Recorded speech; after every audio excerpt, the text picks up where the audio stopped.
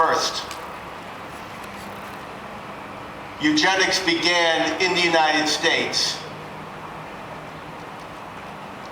decades before the Hitler regime came to power. Its purpose was to identify those who did not resemble a blonde, blue-eyed, white, Nordic ideal. And the method of doing that was to either put them into gas chambers, forcibly sterilize them, prohibit their marriage, use concentration camps, and the methodology was not with armies, but with state legislatures. The first effort to mass euthanize millions of Americans occurred in 1908 in the state of Ohio with legislation enabling a person to be put to death with a doctor's note. Why? Because they were unfit. Because perhaps they were hard of hearing. Perhaps they had vision problems. Perhaps they were black. Perhaps they were Jewish. Perhaps they had brown hair. Yes, they wanted to eliminate the existence of all white people with brown hair as bastard Americans. In fact, Virginia had a state office devoted to mongrel Virginians. Now, they were not able to enforce and pass legislation to mass murder Americans as a way of the swift subtraction of 10% of our population at a swipe. The ophthalmology community, nationally, from the bottom to the top, made a concerted effort to pass legislation to identify all people with a vision problem, people wearing glasses, prohibit their marriage, sequester them to concentration camps called sanitariums, eliminate their bloodlines.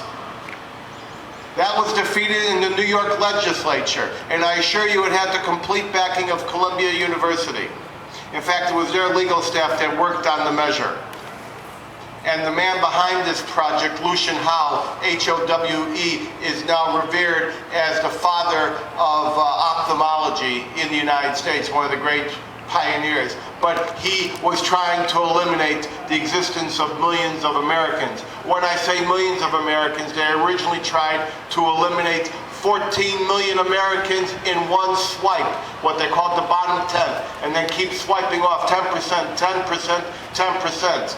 This was not in the 30s, this was not in the 40s. This began in the first 2 decades of the 20th century.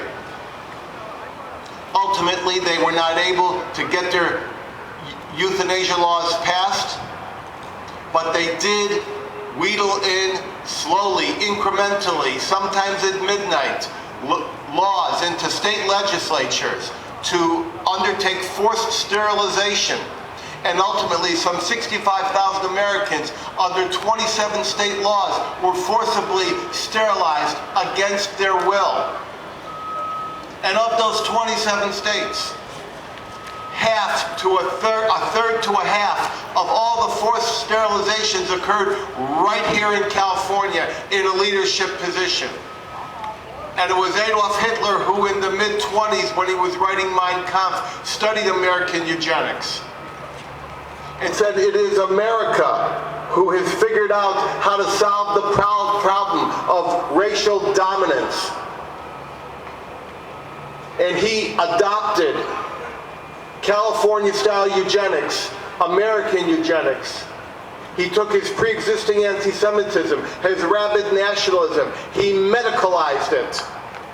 And out came the pseudoscience of eugenics and the concept of the master race. He renamed Nordic, which was the California ideal, for Aryan. And it was that attempt to create a master race that was in fact the underpinning for World War II, for Hitler's war against humanity. It was in fact, World War II, not so much a war of territorial conquest and economic plunder as a biological war.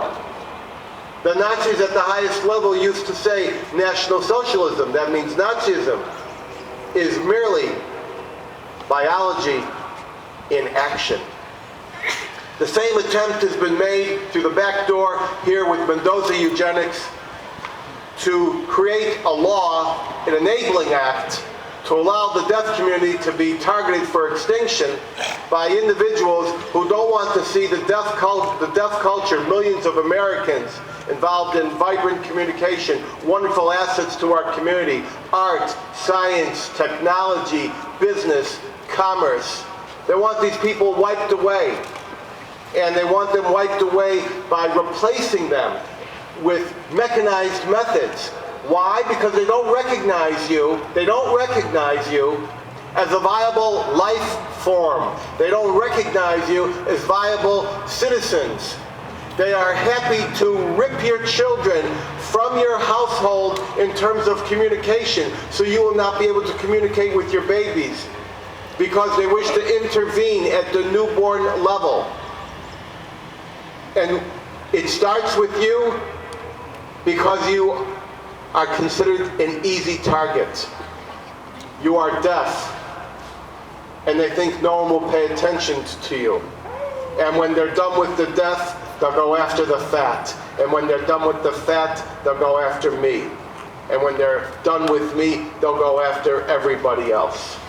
And you are making a stand here and now to stop Mendoza Eugenics and stop the committee that wants to enforce Mendoza Eugenics. And those committee members need to understand, I speak from the voice of history, that their names will go down in history as the men and women who ushered in California's return to Nazi-style eugenics. If they want to go down in history as ushering in the beginning of the next genocide, then they can do it.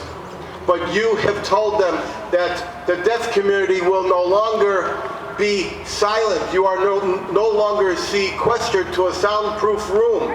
You are now protesting. You are now speaking up. You have allies everywhere, from within your community, from outside your community. And from now on, your voices will echo.